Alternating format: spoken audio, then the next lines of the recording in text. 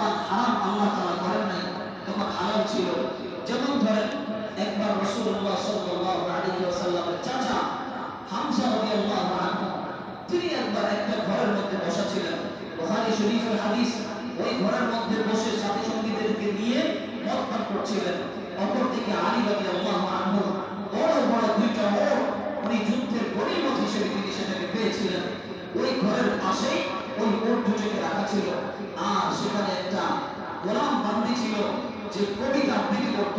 সে বিভিন্ন রকমের কবিতা আবৃত্তি করে, করতে করতে একটা পর্যায়ে ওই ওটের দিকে দেখে লোভ লাগলো, ওটটাকে যদি খাওয়া যায়, ওটের গোশতগুলো থলথল করছে, এই গোশত যদি খাওয়া যায়, হঠাৎ করে তার মাথার মধ্যে এটা ঢুকলো।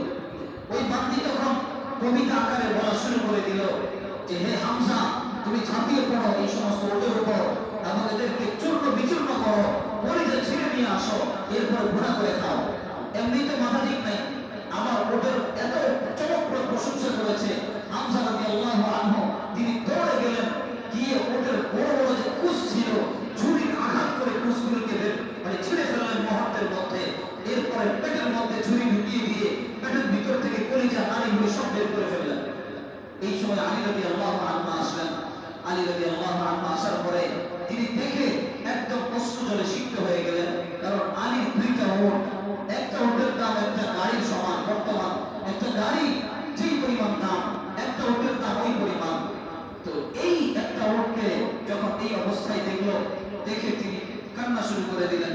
রাসূলুল্লাহ সাল্লাল্লাহু আলাইহি ওয়াসাল্লামের কাছে গেলেন, বললেন, ইয়া রাসূলুল্লাহ, হামজা তো এই কাজ করেছে।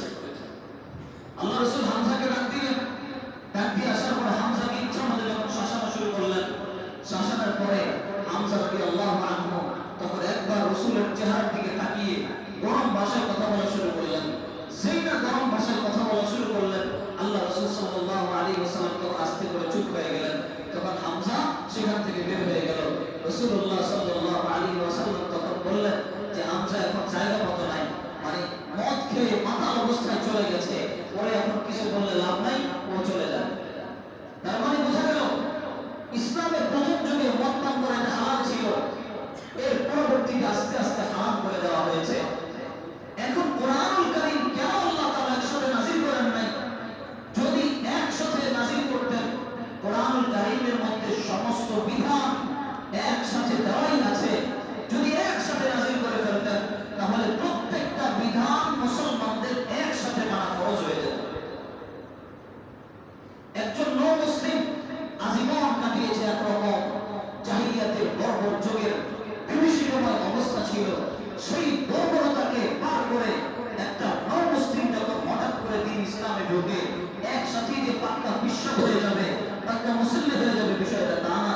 বরং তাকে যদি একসাথে ঠিক করতে কেউ যায়, সে উল্টা নষ্ট হয়ে যাবে, উল্টা পাকা হয়ে যাবে, ভেঙে খামখাম হয়ে যাবে। এই জন্যই আল্লাহ রাব্বুল আলামিন কোরআনুল কারীমকে একসাথে নাযিল করেন নাই দুনিয়াতে।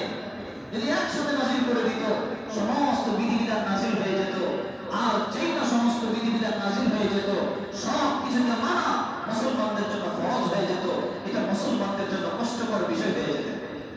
এই জন্য রাসূলুল্লাহ সাল্লাল্লাহু আলাইহি ওয়াসাল্লাম যখন দেখেছেন উম্মতের মধ্যে পেরেশানি, যখন দেখেছেন উম্মতের জন্য এই জিনিসটার প্রয়োজন, উম্মতের এই জিনিসটার দরকার, ওই অনুপাতে আল্লাহ রাব্বুল আলামিন জিবরাইল আলাইহিস সালাতু ওয়াস সালামের মাধ্যমে রাসূলুল্লাহ সাল্লাল্লাহু আলাইহি ওয়াসাল্লামের কাছে একটু একটু করে বিধান নাযিল করতেন। মুসলমানরাও একটু একটু করে মানতে একটা পর্যায়ে একটু একটু করে দিন পরিবর্তন করতে করতে মুসলমানদের হৃদয় যখন দ্বীনের ঈমানে পরিপূর্ণ হয়ে গেল, তখন আল্লাহ রাব্বুল আলামিন পুরা কোরআনুল কারীমকে নাযিল করে দিয়ে বললেন, আল ইয়াউমা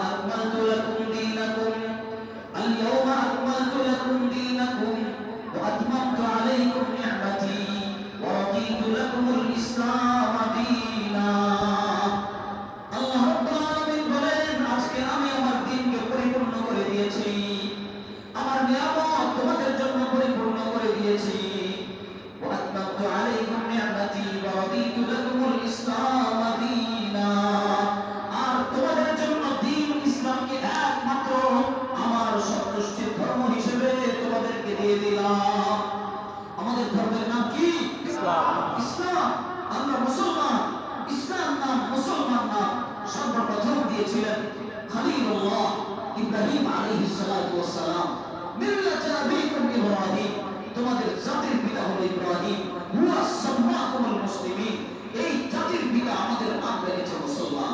সুবহান।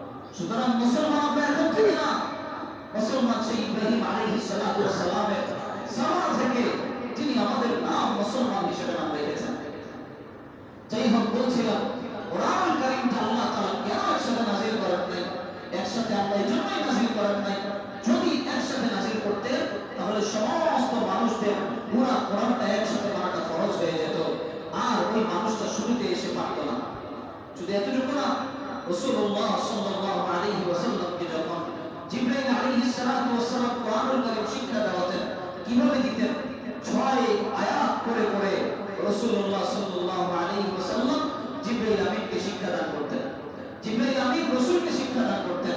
এজন্য বিভিন্ন মুহাদ্দিসিনে কেরামরা বলেন, যারা কোরআনের হাফেজ হয় তারা যদি 6 আয়াত করে করে এভাবে মুখস্থ করে, তাদের মুখস্থটা অনেক বেশি দ্রুত হয়। যেমন আল্লাহ রাসূল সাল্লাল্লাহু আলাইহি ওয়াসাল্লাম তো মুখস্থ করতেন, তিনি